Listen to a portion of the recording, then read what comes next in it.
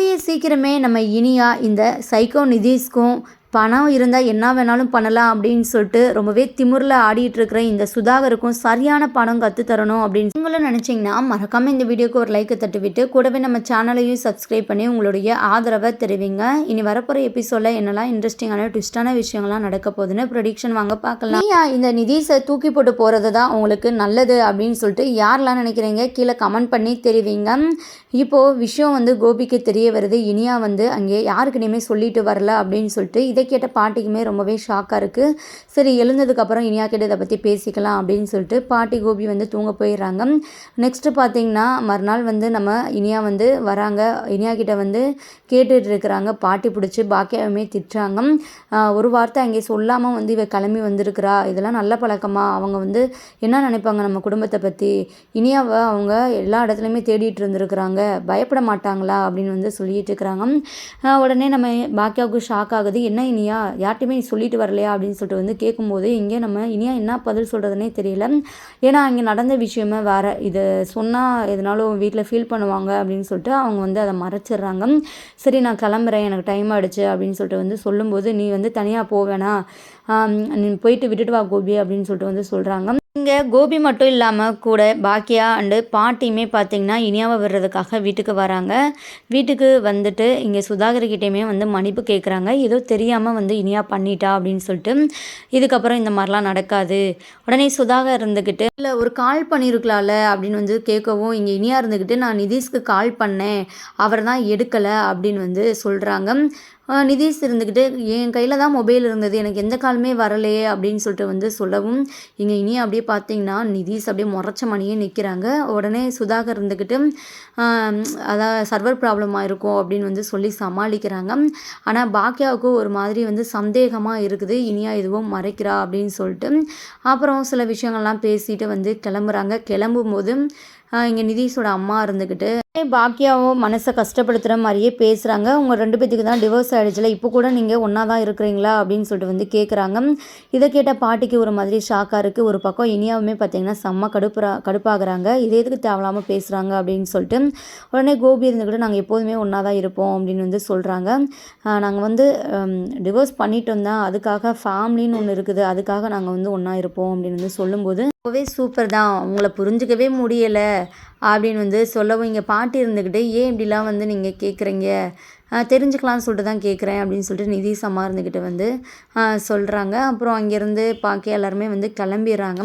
அவங்க போனதுக்கப்புறம் இங்கே இனியா கிட்ட சுதாகர் இருந்துக்கிட்டு ஏன் இப்படிலாம் பண்ணிகிட்ருக்குற இனியா, நாங்கள் எல்லோரும் எவ்வளோ பயந்து போய்ட்டோம் தெரியுமா, ஒரு வார்த்தை நீ சொல்லிட்டு போகிறனால என்ன ஆக போகுது சொல்லு அப்படின்னு கேட்கும்போது இனியா ரொம்பவே கோவத்தோடு பேசுகிறாங்க.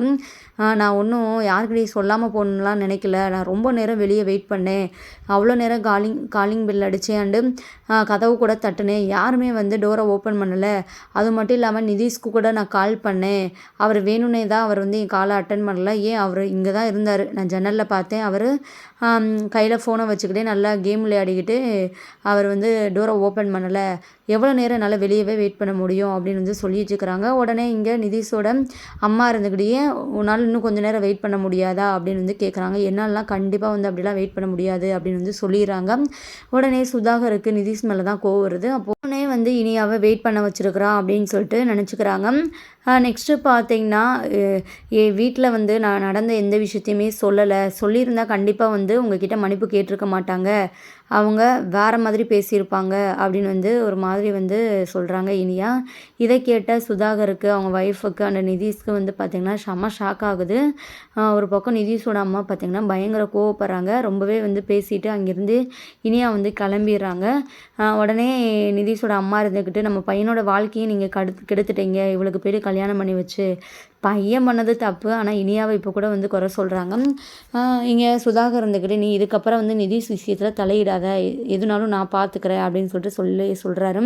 என்னமோ பண்ணுங்க, சொல்கிறதுக்கு ஒன்றுமே கிடையாது அப்படின்னு சொல்லிட்டு கோவத்தோட இங்கே நிதிஷோட அம்மாவுமே பார்த்திங்கன்னா கிளம்பி போயிடுறாங்க. வீட்டுக்கு வந்த பாட்டி கோபிக்கிட்டையும் பாக்கியக்கிட்டையும் பேசுகிறாங்க.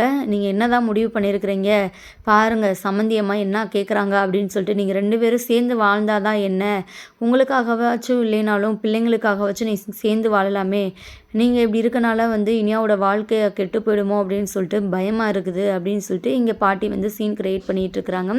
உடனே கோபி இருந்துக்கிட்டு என்னம்மா பேசுகிறீங்க அப்படின்னு வந்து சொல்கிறாங்க. நான் வந்து கரெக்டாக தான் பேசுகிறேன், பிள்ளைங்களுக்காகவாச்சும் நீங்கள் நல்ல முடிவாக எடுங்க அப்படின்னு வந்து சொல்கிறாங்க. இங்கே கோபி இருந்துக்கிட்டு எனக்கு வேலை இருக்குது நான் கிளம்புறேன் அப்படின்னு சொல்லிட்டு வந்து எஸ்கேப் ஆயிடுறாரு.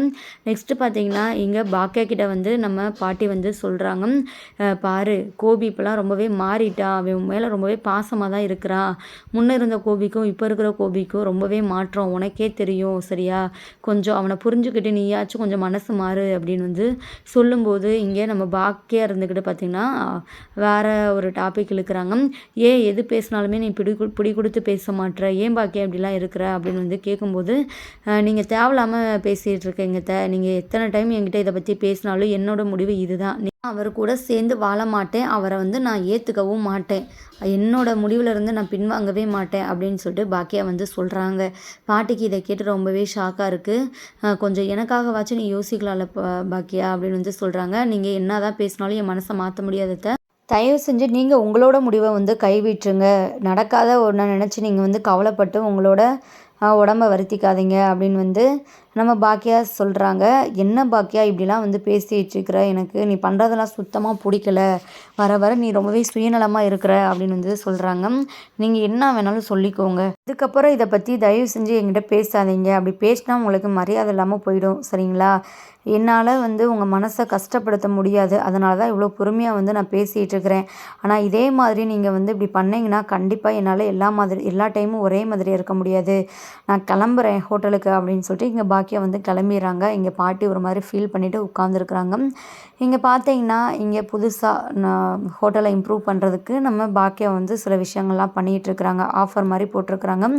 இதனால் வந்து நல்லா ஜனங்கள்லாம் நிறையா வந்துட்டுருக்குறாங்க பாக்கியாவோட ரெஸ்டாரண்ட்டுக்கு, நல்லாவே திருப்தியாக சாப்பிட்டு போகிறாங்க. இங்கே பாக்கியா கிட்டேயுமே வந்து ரொம்பவே சமையல்லாம் சூப்பராக இருக்குது, சாப்பாடு எல்லாமே நல்லா இருக்குது அப்படின்னு சொல்லிட்டு போகிறாங்க. இங்கே நம்ம பாக்கியா ரொம்பவே சந்தோஷப்படுறாங்க. செல்வியுமே பார்த்தீங்கன்னா, அக்கா கூடிய சீக்கிரமே நீ பெரிய ஹோட்டல் ஆரம்பிச்சிருவ போலயே எப்படியே போனா அப்படின்னு சொல்லிட்டு வந்து சொல்லிட்டு இருக்கிறாங்க. நீ என்னதான் உன் மனசில் நினச்சிட்டு இருக்கிற, வர வர நீ ரொம்பவே ஓவராக பேசிகிட்டு இருக்கிற, வீட்டில் பெரியவங்கன்னு சொல்லிட்டு நீ மரியாதையை கொடுக்க மாட்டியா, அப்படி தான் அம்மா கிட்ட ஓவராக பேசிட்டு வர, ஏன் இங்கே நடந்த விஷயத்த உங்கள் வீட்டில் சொன்னால் பெரிய அவங்க வந்து என்னை கொன்றுவாங்களா அப்படி இப்படின்னு சொல்லிட்டு வந்து சொல்லிட்டு இருக்கிறாங்க.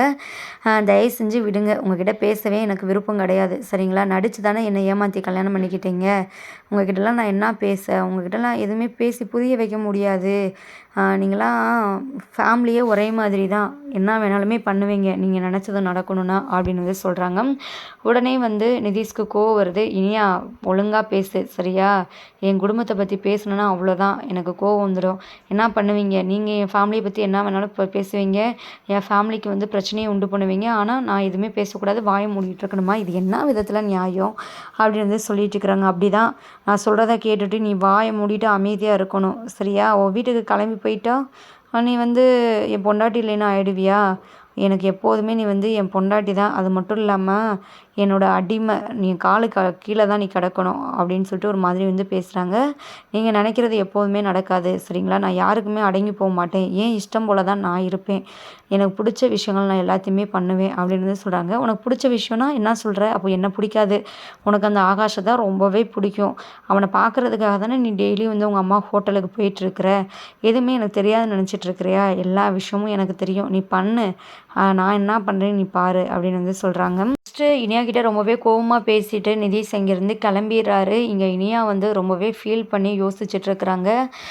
நம்ம வாழ்க்கையே மொத்தமாக போச்சு, இதுக்கப்புறம் நம்ம என்ன பண்ண போகிறோம், இவர் இப்படிலாம் நடந்துக்கிறாரே, ரொம்ப மோசமான ஒருத்தராக இருக்கிறாரே, இதை பற்றி நம்ம வீட்லேயுமே சொல்ல முடியாது, ரொம்பவே ஃபீல் பண்ணுவாங்களா நம்மளை நினச்சி அப்படின்னு சொல்லிட்டு ஒரு மாதிரி நம்ம இனியா வந்து அப்செட்டாக இருக்கிறாங்க. பார்த்திங்கன்னா ரொம்ப நேரம் கழித்து வெளியே போன நிதிஷ் வந்து ரூமுக்கு வராரு.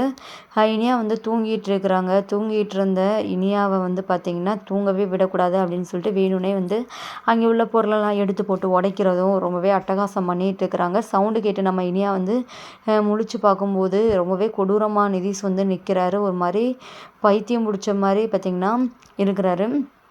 உடனே அவரை பார்த்த இனியாவுக்கு ரொம்பவே பயமாக இருக்குது, ஏன் இப்படிலாம் வந்து பண்ணிகிட்ருக்குறீங்க, நீங்கள் தூங்கலைன்னா மற்றவங்கள தூங்கக்கூடாதா அப்படின்னு சொல்லிட்டு வந்து சொல்கிறாங்க. ப்ளீஸ் இனியா பக்கத்தில் வரவுமே வந்து இனியாவுக்கு ரொம்பவே பேட் ஸ்மெல் அடிக்குது. எப்படி மூக்கில் கை வச்சுக்கிட்டு என்ன பண்ணிட்டு வந்திருக்கிறீங்க இப்போது அப்படின்னு சொல்லிட்டு வந்து கேட்குறாங்க. ஏன் தெரியலையா, குடிச்சிட்டு வந்திருக்கிறேன். குடிக்கிறது மட்டும் இல்லாமல் எனக்கு எல்லா பழக்கமும் இருக்குது, அது உனக்கு தெரியுமா? இது உனக்கு ரொம்பவே ஷாக்காக தான் இருக்கும், ஆனால் இதை நீ ஏற்றுக்கிட்டு தான் வாழணும், வேறு வழியே இல்லை உனக்கு அப்படின்னு வந்து சொல்கிறாங்க. உடனே இனியா இருந்துக்கிட்டு, சி தயவு செஞ்சு என் பக்கத்தில் வராதீங்க, தள்ளி போங்கன்ட்டு அப்படின்னு வந்து சொல்கிறாங்க. ஏய், பக்கத்தில் வரதான் செய்வேன், என்ன பண்ணுவேன் அப்படின்னு சொல்லிட்டு வம்புக்குனே பார்த்தீங்கன்னா நம்ம இனியாவை கடுப்பேற்றணும்னு சொல்லிட்டு இங்கே நிதீஷ் வந்து பக்கத்தில் வராரு. உடனே இனியா நிதீஷை வந்து இப்படி தள்ளி விட்டுறாங்க கீழே. கீழே விழுந்த நிதீஷ் ரொம்பவே கோவத்தோடு எந்திரிக்கிறாரு. எவ்வளோ தைரியம் இருந்தால் எனக்கு கீழே தள்ளி விடுவேன், நான் திரும்ப திரும்ப சொல்கிறேன், நீங்கள் எதுக்கு மறுபடியும் என் பக்கத்துலேயே வந்துட்டுருக்குறீங்க, எனக்கு இந்த ஸ்மெல்லே பிடிக்காது அப்படின்னு சொல்லிட்டு வந்து சொல்கிறாங்க. அப்புறம் பார்த்தீங்கன்னா நான் தூங்க போகிறேன், தயவு செஞ்சு விடுங்க அப்படின்னு சொல்லிட்டு இனியா வந்து படுத்துடுறாங்க.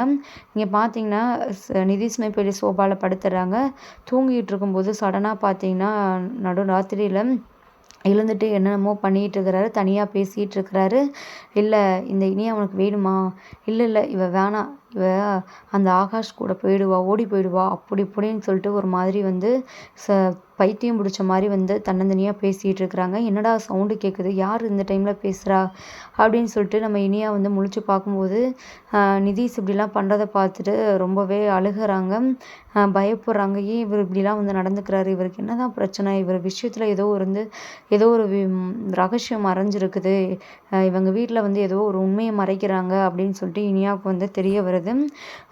அப்படியே அழுதுகிட்டே தான் தூங்குறாங்க. இதை பற்றி நம்ம மறுநாள் காலையில் பேசிக்கலாம் அப்படின்னு சொல்லிட்டு இங்கே சுதாகர்கிட்டையுமே வந்து கேட்குறாங்க. பக்கத்தில் வந்து நிதீஷோட அம்மாவும் இருக்கிறாங்க. நீங்கள் எதனாலும் நிதீஷ் பற்றி என்கிட்ட உண்மையை மறைக்கிறீங்களா அப்படின்னு சொல்லிட்டு கேட்கும்போது, இல்லை அப்படிலாம் என்னம்மா ஒன்றுமே கிடையாது அப்படின்னு வந்து சொல்கிறாங்க. இல்லை நீங்கள் பொய் சொல்கிறீங்க அப்படின்னு சொல்லிட்டு ரொம்பவே உறுதியாக நம்ம இனியா வந்து சொல்லவும், நீ என்ன லூஸா, ஏன் நீ உன் மேலே தப்பை வச்சுக்கிட்டு இப்போது நிதீஷ் மேலே என்ன குறை சொல்லிட்டு இருக்கிறியா, அவன் நல்லா தான் இருக்கிறான், அவனுக்கு எந்த ஒரு பிரச்சனையுமே கிடையாது சரியா அப்படின்னு வந்து சொல்கிறாங்க. இல்லை நான் கண்டிப்பாக சொல்லுவேன், அவருக்கு ஏதோ ஒரு விஷயம் வந்து நடந்திருக்கு, நீங்கள் வந்து மறைக்கிறீங்க, என்கிட்ட இருந்து மறைச்சி என்னை வந்து நீங்கள் நிதீஷ்க்கு கல்யாணம் பண்ணி வச்சுட்டீங்க, எதுக்காக இப்படி பண்ணீங்க அப்படின்னு சொல்லிட்டு இங்கே இனியா வந்து கத்திட்டு இருக்கிறாங்க. ஏய் நீ என்ன ரொம்பவே திமிரா பேசிகிட்டு இருக்கிற, பெரிய பணக்கார வீட்டில் கல்யாணம் பண்ணி வந்துட்டேன்னு சொல்லிட்டு திமிரா, இப்போ வர வந்து மரியாதையே இல்லையே, யாருக்குமே மரியாதை கொடுக்கவே மாட்டேற, வாய்க்கு வந்ததெல்லாம் பேசிகிட்டு இருக்கிற, அவ்வளோதான் இனியா சொல்லிட்டேன், பெரியவங்கன்னு சொல்லிட்டு கொஞ்சம் மரியாதையே பேசப்பாரு அப்படின்னு வந்து சொல்லிட்டு இருக்கிறாங்க. ஏமாத்துக்கார உங்களுக்கெல்லாம் எதுக்கு மரியாதை, என்னோட வாழ்க்கையை நீங்கள் வந்து கெடுத்துட்டீங்க, உங்கள் பையன் வந்து ஒரு சைக்கோ, அவங்க கூடலாம் யார் வாழ முடியும், கண்டிப்பாக என்னாலலாம் வாழ முடியாது, அவரை பார்த்தாலே எனக்கு பயமாக இருக்குது, நான் என் வீட்டுக்கே போகிறேன் என் அப்பா அம்மா வர சொல்லி அப்படின்னு வந்து சொல்லிட்டு இருக்கிறாங்க. நிதீஷை சைக்கோன்னு சொல்லிட்டு சொல்லவுமே இங்கே வந்து சுதாகருக்கு பயங்கர கோவம் வருது. இனியா நான் பொண்ணுன்னு கூட பார்க்க மாட்டேன், அவ்வளோதான் அரைஞ்சிடுவேன், தயவு செஞ்சு ஒழுங்காக பேசு, யாரை பார்த்து சைக்கோன்னு சொல்லிட்டு சொல்லிட்டு இருக்கிற, நிதீஷ் வந்து ரொம்பவே ஜென்டில்மேன், அவனை பற்றி எதுவுமே பேசாத அப்படின்னு வந்து சொல்லிட்டு இருக்கிறாங்க. ஆமாம் நான் தான் பார்த்தேனே, நைட்டு நடு ராத்திரியில் அவர் என்னென்னமோ வந்து பேசிகிட்டு இருக்கிறாரு, சைக்கோ மாதிரி நடந்துகிட்ருக்கிறாரு, பைத்தியம் மாதிரி வந்து அவர் வந்து தன்னந்தனியாக பேசிகிட்டு இருக்கிறத பார்க்கும்போது எனக்கு எப்படி அவர் கூட வாழணும்னு தோணும், பயமாக இருக்குது, எனக்கு நரகத்தில் இருக்க மாதிரி வந்து ஃபீல் ஆகுது, தயவு செஞ்சு நான் எங்கள் வீட்டுக்கே போயிடுறேன், விட்டுருங்க அப்படின்னு சொல்லிட்டு இனியா வந்து கிளம்புறாங்க. உடனே பார்த்தீங்கன்னா இங்கே சுதாகர் இனியாவை மிரட்ட ஆரம்பிச்சிடுறாங்க. நீ அப்படி போயிடுவியா உன் வீட்டுக்கு, என்கிட்ட பணம் இருக்குது, பணத்தை வச்சு என்ன வேணாலும் பண்ணலாம் சரியா, உன் வீட்டையே வந்து நான் நிம்மதியாக இருக்க விட மாட்டேன், உன் அம்மாவை எப்படி 2 ரெஸ்டாரண்ட்டையும் பிடுங்கி நடு தெருவுக்கு கொண்டு வந்தேன், அதே மாதிரி உங்கள் வீட்டையுமே வந்து நான் பறிச்சுக்கிட்டு உங்கள் குடும்பத்தையும் வந்து நடு தெருவுக்கு நான் வர வச்சுருவேன், என்னால் முடியாதது எதுவுமே கிடையாது சரியா, எனக்கு நிறையா பவர் இருக்குது அப்படின்னு சொல்லிட்டு ஒரு மாதிரி பேசுகிறாங்க. இதை கேட்டு இனியா ரொம்பவே ஷாக் ஆகுறாங்க. இனியா வந்து இதுக்கப்புறம் என்ன முடிவெடுக்க போகிறாங்க, ஃபேமிலிக்காக இதெல்லாம் பொறுத்துக்கிட்டு அதே வீட்டில் வாழ போகிறாங்களா, இல்லை மிரட்டினா மிரட்டட்டும், நம்ம எதுனாலும் பார்த்துக்கலாம் பிரச்சனையை அப்படின்னு சொல்லிட்டு தான் வீட்டுக்கு கிளம்பி போகிறாங்களா அப்படின்னு சொல்லிட்டு வெயிட் பண்ணி பார்க்கலாம். இந்த மாதிரி பல இன்ட்ரெஸ்டிங்கான ட்விஸ்டான விஷயங்கள்லாம் அப்கமிங் எபிசோட் நடக்க போகுது. தேங்க்யூ ஃபார் வாட்சிங், டாட்டா பாய்.